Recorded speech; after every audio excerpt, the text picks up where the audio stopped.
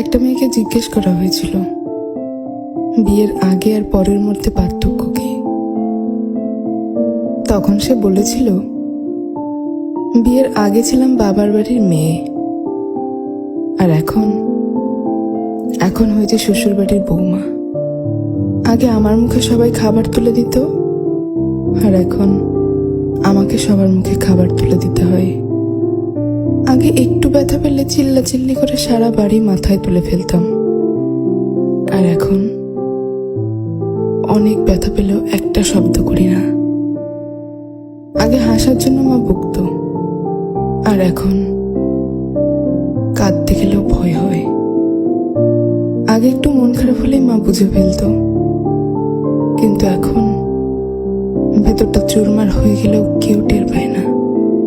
আগে ভাবতাম বাইরের জগৎটা অনেক শান্তি, কিন্তু এখন বুঝি মায়ের আঁচলে নিজেই শান্তিতে ছিলাম।